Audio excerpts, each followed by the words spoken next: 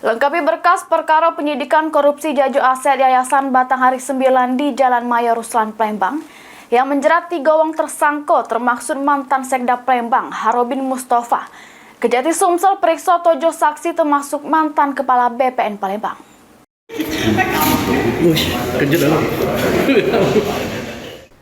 Kejaksaan Tinggi Kejati Sumsel melakukan pemeriksaan sebanyak 7 wong saksi penyidikan korupsi Jajo Aset Yayasan Batanghari 9.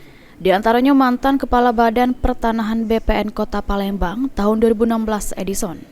Sedangkan 6 saksi lainnya dari Bapenda Kota Palembang, yakni inisial AH selaku Kasih Penetapan PBB Bapenda tahun 2016, AD selaku Staf Penagihan PBB Bapenda tahun 2016, FS selaku Koordinator Pelayanan Loket PBB Bapenda tahun 2016, Samo EP selaku Kasih BPHTB Bapenda Palembang, serta 2 lagi inisial I Samo YA selaku Staf Input Data di Pelayanan Loket PBB Bapenda tahun 2016.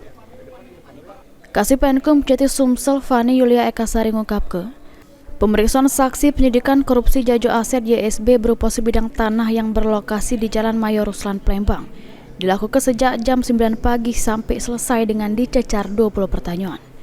Perkara Yayasan Penjualan Aset Yayasan Batanghari 9 yang Maya Ruslan itu update terbarunya kemarin itu kita laksanakan pemeriksaan saksi sebanyak 7 orang ya, di mana 6 orang semuanya dari Bapenda Kota Palembang dan 1 orang dengan inisial E ya, itu selaku Kepala BPN Kota Palembang tahun 2017 seperti itu.